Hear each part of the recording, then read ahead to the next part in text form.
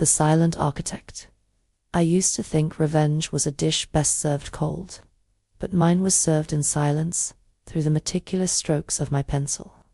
My name is Clara, and I was once an architect, full of passion and vision for creating spaces where people could thrive. But then came the betrayal that turned my world upside down. I worked for a prestigious firm, where I met Simon, the head architect. He was my mentor, or so I thought.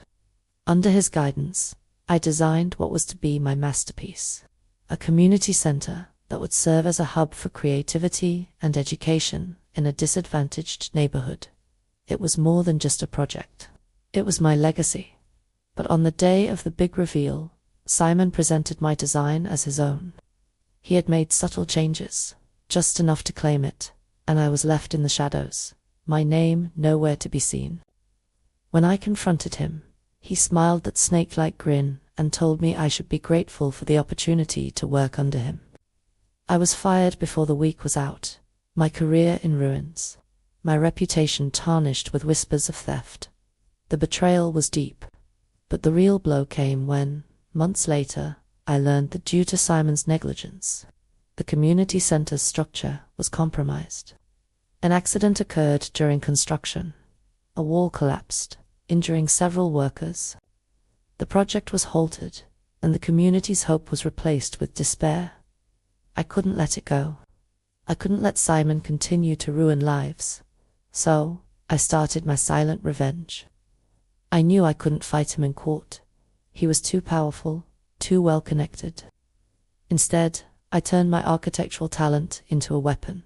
I began freelancing, taking on small projects under a pseudonym, learning everything about the buildings Simon was involved with.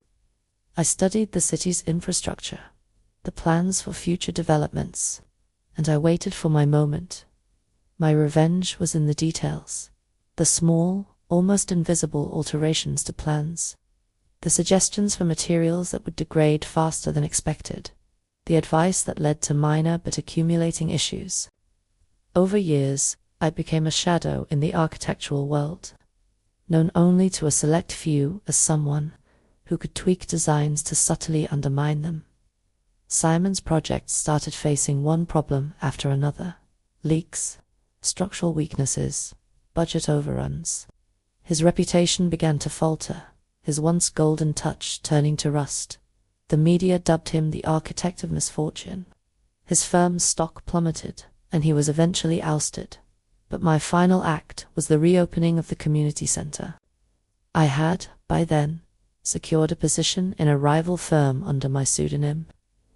We won the bid to rebuild and redesign it, ensuring it was done right this time. At the grand opening, with Simon forced to attend as a disgraced former figure, I revealed my true identity. I didn't shout or accuse. The project was halted, and the community's hope was replaced with despair. I couldn't let it go. I couldn't let Simon continue to ruin lives. So, I started my silent revenge. I knew I couldn't fight him in court. He was too powerful, too well connected. Instead, I turned my architectural talent into a weapon. I began freelancing, taking on small projects under a pseudonym, learning everything about the buildings Simon was involved with.